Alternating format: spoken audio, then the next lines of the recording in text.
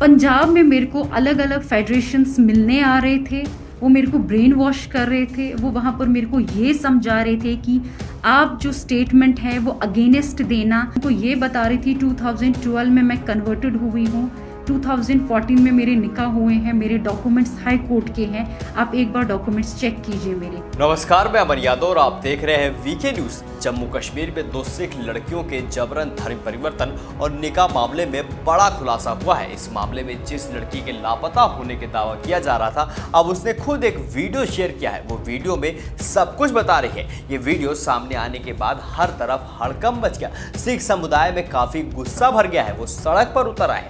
वो कह रहे हैं कि लड़की पर बहुत ज्यादा दबाव बनाया गया, तब ये वीडियो उसने बनाया है। आप पहले इस वीडियो को देखिए। जैसा कि आप लोग देख रहे हैं, 2-3 दिन से एक वीडियो वायरल हो रहा है जिसमें सिख कम्युनिटी कह रही है कि हमारी 2 बच्चियां दनमीत और मनमीत मिसिंग हैं। जिसमें मनमीत को तो ये वो बोल रहे हैं कि उन्होंने मनमीत को रिकवर कर लिया है और दनमीत जो है, दनमीत स्टिल मिसिंग है। अभी भी दनमीत को हमें दिया जाए। और उनकी जो स्टेटमेंट हुई है वो गन पॉइंट पे हुई है, बल्कि ऐसा कुछ भी नहीं है। दनमीत मैं हूँ, मेरा मसला आज का नहीं है। मैं 2012 में कन्वर्टेड हुई हूँ, 2014 में मेरे निकाह हुए हैं मेरे बैचमेट मुजफ्फर के साथ, जो मेरी और उसकी रजामंदी से हुए हैं। उसके बाद 6 जून 2021 में अपने घर से निकली। मैंने अपने घर में कॉल भी किया कि मैं अपनी मर्जी से निकली हूँ, मुझे ढूंढना नहीं। और विदिन 2 घंटे में पुलिस ने मुझे लोकेट कर दिया और सदर पुलिस स्टेशन बागत ले आए, जिसमें ऑलरेडी पूरी सिख कम्युनिटी और मेरी फैमिली वहां पर थी। उसके बाद एसएचओ ने मेरा स्टेटमेंट लिया, जो मेरा स्टेटमेंट सिर्फ ओरल ले रहा था। मैंने उसको ये बोला, आप मेरा स्टेटमेंट रिटन कीजिए, आप जो मैं बोल रही हूँ आप रिटन कीजिए। मैं उनको ये बता रही थी 2012 में मैं कन्वर्टेड हुई हूँ, 2014 में मेरे निकाह हुए हैं, मेरे डॉक्यूमेंट्स हाई कोर्ट के हैं, आप एक बार डॉक्यूमेंट्स चेक कीजिए मेरे। और इतना सब कुछ सुन के भी लड़के को लॉकअप में डाला गया था, उसके ऊपर एक्ट्स और चार्जेस लगा दिए गए थे। मैं उनको बार बार बोल रही थी कि मेरा 2012 में कन्वर्टेड हूँ। मैं 29 ईयर ओल्ड गर्ल हूँ। मैं एक छोटी बच्ची आपने पकड़ के नहीं लाई कि आप मुझे मेरी फैमिली की ओर हैंड ओवर कर रहे हो। वो उन्होंने मेरी फैमिली को बिना कोई मेरी स्टेटमेंट रिटन किए हुए मेरी फैमिली को मुझे दे दिया। मैं बार बार उनसे ये कह रही थी कि प्लीज आप मेरे डॉक्यूमेंट्स देखिए। उन्होंने मेरे डॉक्यूमेंट्स चेक भी किए, स्टिल उन्होंने मेरी फैमिली को मुझे हैंड ओवर कर दिया। और उसके बाद ही नेक्स्ट डे 7th को मेरी फैमिली मुझे यहाँ से जम्मू ले गई। और जम्मू जाते ही क्या हुआ, जम्मू जाते ही वो लोग मुझे पंजाब ले गए।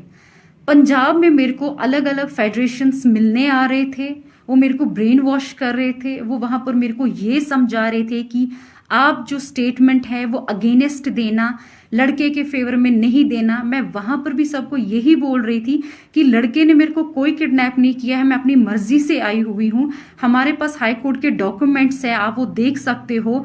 लड़के के ऊपर जो भी एक्ट्स लगे हैं वो बेसलेस हैं, फॉल्स हैं, क्योंकि ये सब मेरी रजामंदी से हुआ है। हमारे जो डॉक्यूमेंट्स है वो हाई कोर्ट के डॉक्यूमेंट्स हैं। इतना सुनने के बाद भी उन्होंने मुझे कहा नहीं, ऐसा नहीं हो सकता है, हम आपको उनके पास वापस नहीं भेज सकते हैं। मैं उनको बार बार कहती थी आपने कोई 16 साल की बच्ची पकड़ के नहीं लाई है, मैं एक मैच्योर गर्ल हूं और मैं एक एजुकेटेड गर्ल हूं।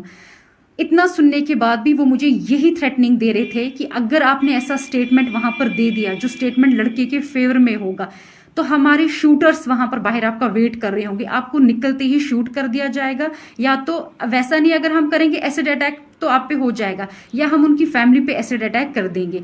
वो मुझे थ्रेटनिंग सीधे दे रहे थे मेरे फेस पे। उसके बावजूद भी मैंने उनको कोई वीडियो नहीं दिया। वो मुझे कह रहे थे आप हमें अपना वीडियो दीजिए, वो वीडियो हम कश्मीर में दे देंगे, कश्मीर का जज उस वीडियो पे अपनी जजमेंट दे देगा। लेकिन मैं उनको कह रही थी ठीक है, वीडियो तो मैं नहीं दूंगी। अगर मैं स्टेटमेंट दूंगी, मैं जज के सामने स्टेटमेंट दूंगी, मैं वहां पर ही दूंगी, क्योंकि सब मेरी रजामंदी से हुआ है। मैं किसी बेगुनाह को नहीं फंसा सकती, क्योंकि ये सब कुछ मेरी रजामंदी से हुआ है। जब मैं घर से निकली, मैंने घर में कॉल भी किया कि मैं किडनैपिंग नहीं है, आप लोग मुझे ढूंढना नहीं, मैं अपनी मर्जी से निकली हुई हूँ। और उसके बाद भी उन लोगों ने मेरी बात नहीं सुनी। तो हम जम्मू आ गए, क्योंकि उन्होंने उनका जो प्लान था, जो उनका नेक्स्ट प्रोपागेंडा वहां पर यह था कि लड़की को गोल्डन टेम्पल से बाहर निकालो, लड़की जैसे ही बाहर निकलती है हम इस पे कोई अटैक कर देंगे। मे बी वो कुछ भी हो सकता था, वो एक्सीडेंट भी हो सकता था, वो शूट भी हो सकता था। तो उसके बाद हम एक पोस्टमार्टम रिपोर्ट देंगे, जिस पोस्टमार्टम रिपोर्ट में हम ये मेंशन करेंगे कि ये एक सडन डेथ हुआ है, इस लड़की का हार्ट कोलैप्स हो गया है या इसको ब्रेन हेमेज हो गया है। हम जो भी करेंगे हम बिल्कुल साफ सुथरा करेंगे, हम इसको ये बता देंगे इस पे सिर्फ इसका एक सडन डेथ हुआ है, आप लोगों को कोई कभी किसी चीज में नहीं पकड़ सकता है।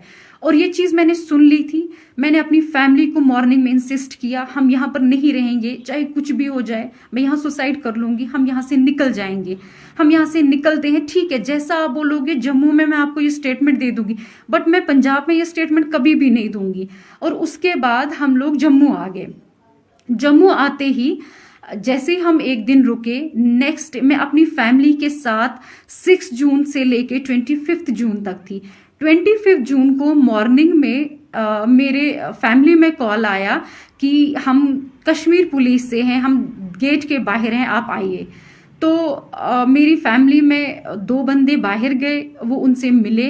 वहां पर जम्मू जानीपुर की पुलिस भी थी, ये नहीं था कि वहां पर खाली कश्मीर पुलिस थी, वहां हमारे घर के साथ ही एक पुलिस स्टेशन है, उनकी पुलिस भी वहां पर थी। उसके बाद वो मेरे रूम में आए, उन्होंने मुझे बोला मैडम चलिए, हमारे पास हाई कोर्ट के ऑर्डर्स हैं, वो ऑर्डर हमने देखे और सीधे पहले मुझे जानीपुर पुलिस स्टेशन में ले गए।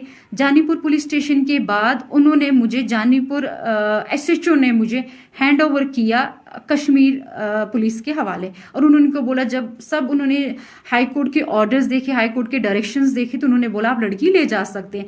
और उसके बाद ही हम आ गए, हम यहाँ पर पहुंचे, मुझे वुमेन्स पुलिस स्टेशन में रखा गया। वहां पर मेरे को ना कोई मिलने आया, ना मैं किसी से मिलना ही चाहती थी। और नेक्स्ट डे ही मेरे को सदर पुलिस स्टेशन से पुलिस की गाड़ी आई जो मुझे कोर्ट ले गई। और आप सब एजुकेटेड हैं, मैं खुद भी एजुकेटेड हूं, आपको पता है कोर्ट में कोई किसी को गन पॉइंट पे कभी उसकी स्टेटमेंट नहीं ले सकता। अगर ऐसी चीजें होने लगी फिर कोर्ट पे भी तो कभी हम यकीन नहीं कर सकते हैं ना, क्योंकि ये सब तो आपको पता ही है, कोर्ट पे कोई किसी को गन पॉइंट पे नहीं रख सकता है। और मेरे को जैसे जम्मू में लाया गया, मैं तो किसी से भी नहीं मिली, मेरे को तो वुमेन्स पुलिस स्टेशन में रखा गया। उसके बाद ही सुबह स्क्वाड आई, किसी को नहीं पता था कि मेरी हेयरिंग है, क्योंकि मेरी हेयरिंग ऑलरेडी 3 बार डिले हो गई थी, क्योंकि तीनों बार 6 से लेके 25 तक हम आउट ऑफ स्टेशन थे, हम जम्मू, हम पंजाब में थे। मेरी जो हेयरिंग है वो मिस होती गई। हाई कोर्ट के डायरेक्शन से मुझे यहाँ पर बुलाया गया, मुझे कोर्ट तक पहुंचाया गया। कोर्ट में जज साहिबा के सामने मैंने अपनी स्टेटमेंट दी, जिसमें मैंने उनको ये बताया है कि ये सब मेरी रजामंदी से हुआ है। मैं 2012 में कन्वर्टेड हूँ, 2014 में मेरे निकाह हुए हैं मेरे बैचमेट के साथ। उसके ऊपर जितने भी एक्ट्स एलिगेशंस हैं वो बेसलेस हैं, वो फॉल्स हैं। और उन्होंने मेरी स्टेटमेंट सारी रिटन रिकॉर्ड कर दी। तो आप सब भी ये जानते हैं कि अगर जज के सामने भी कोई किसी को गन पॉइंट पे रख सकता है तो हम तो किसी पे यकीन नहीं कर सकते हैं। आप सब तो जानते ही हैं ना, सबके फैमिली मेंबर्स, किसी का कोई कोर्ट में होगा, सब इसमें जानते हैं कि जज के सामने ये चीजें नहीं हो सकती हैं। अगर ये चीज होनी होती है तो पहले ही हो गई होती, फिर तो ये मुझे आराम से यहाँ पर ला सकते थे अगर मेरी स्टेटमेंट ऐसी होनी होती। और जज के सामने ऐसा कुछ भी नहीं होता है, ये आप सब वेल नोइंग और वेल अवेयर हैं। और मैं एक एजुकेटेड गर्ल हूँ, मेरे को पता है मेरे राइट्स क्या हैं क्या नहीं है। सो प्लीज आप इसको एक रिलीजन का मसला मत बनाइए, एक पॉलिटिकल इश्यू मत बनाइए, एक माइनॉरिटी किस्सा मत बनाइए, क्योंकि जो चीज अपनी रजामंदी से होती है इसको माइनॉरिटी में मत लाइए। क्योंकि मैं अपनी मर्जी से कन्वर्टेड हुई हूँ। और प्लीज मैं सबसे ये बोल रही हूँ कि ये 2 दिन और 3 दिन का मसला नहीं है, 2012 का मसला है। मेरे डॉक्यूमेंट्स पूरी सिख कम्युनिटी के पास है इस टाइम पर। मुझे समझ नहीं आ रहा है वो ये क्यों बोल रहे हैं गन पॉइंट पे रखा गया है। हम कोई छोटे बच्चे नहीं है, मैं कोई छोटी बच्ची नहीं हूं, मैं 28 ईयर्स ओल्ड गर्ल हूं। मेरे को कौन गन पॉइंट पे रख सकता है?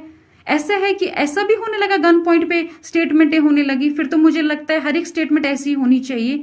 ऐसा कुछ भी नहीं है, मेरी हर स्टेटमेंट जो है वो मेरी रजामंदी से हुई है। मेरे को कोई दबाव किसी का नहीं था, किसी का भी मेरे को। इनफैक्ट अगर दबाव मुझे दिया गया वो मेरे को बाहर दिया गया कि अगर आप कश्मीर में आपने लड़के के फेवर में कोई। तो देखा आपने लड़की ने किस तरह वीडियो में सब कुछ बताया है। वीडियो में लड़की ने साफ किया है कि वह कोई छोटी बच्ची नहीं है, उसके साथ कोई जाति की जाए, बल्कि 28 साल की लड़की ने कहा कि मुझे अपने बारे में फैसला लेने का अधिकार है। उन्होंने कहा कि मैं लापता या किडनैप नहीं हुई, बल्कि मैं परिवार के साथ हूँ। उन्होंने बताया कि जब मैंने पुलिस की मदद लेनी चाही तो मेरे दस्तावेजों को ठीक से नहीं देखा गया और लिखित में मेरे बयान तक नहीं लिया गया। मेरे पति को जेल में डालकर मुझे मेरे परिवार वालों के साथ सुपुर्द कर दिया गया।